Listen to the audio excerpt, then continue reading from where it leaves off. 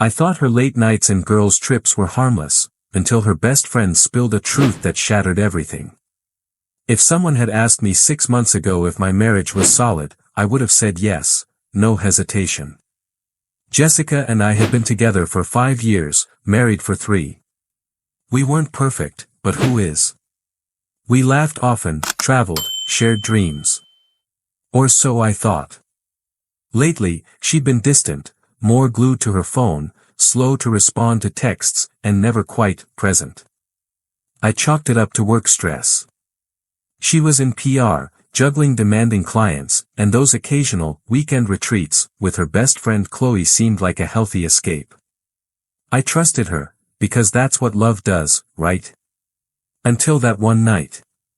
We invited Chloe over for dinner, nothing fancy, just homemade pasta, some wine, and a chance to catch up. Chloe was always bubbly, but that night she was a little too animated. She downed glasses of red wine like they were water, laughing hard at things that weren't that funny. Jessica looked tense, shooting her best friend little glances every few minutes, the kind you notice when you're not supposed to. When Jessica stepped into the kitchen to bring out dessert, Chloe leaned in, eyes glazed and lips loose, and said the 9 words that unraveled my marriage. Jess should have picked you, not gone back to Nate. It hit me like a brick wall. Nate? I asked, trying to sound casual, though I could feel my heart hammering in my chest. She blinked, realizing her slip. Oh, I mean. No. I meant, like, you're such a good guy. I was just joking, too much wine. She forced a laugh, but I saw the panic in her eyes. Jessica returned just then, balancing 2 plates of chocolate lava cake. She paused, sensing the tension. What's going on? Chloe forced a smile and said she needed the restroom.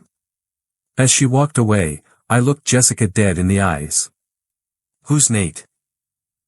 She froze. Is this one of your clients? I asked, softly.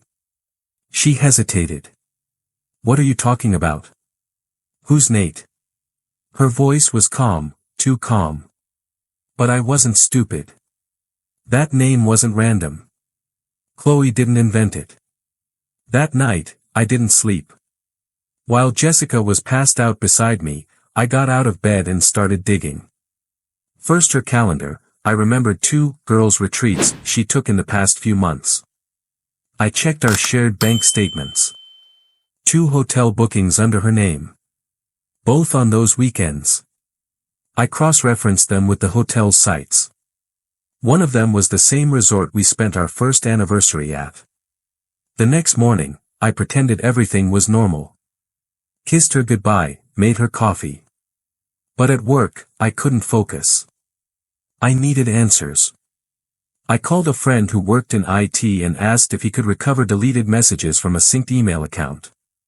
He agreed, reluctantly. What he found gutted me. Hundreds of emails. Hidden in a folder named Agency Work. Emails with Nate. Her ex. The one she once told me disappeared on her before we met. Apparently, he came back into her life 8 months ago. They reconnected at a conference. The emails were raw, passionate, detailed.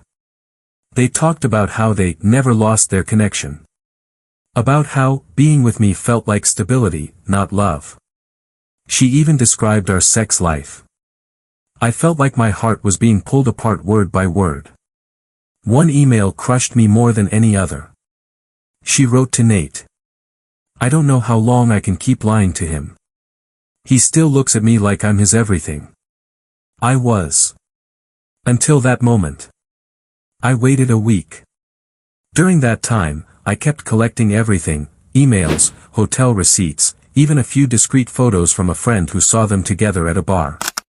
Then, I invited Chloe and a few of Jessica's close friends over for a belated birthday dinner for Jess. She was thrilled. Dressed up. Lit candles. Wore the perfume I bought her last year. We had drinks, appetizers, laughs, until it was time for my gift.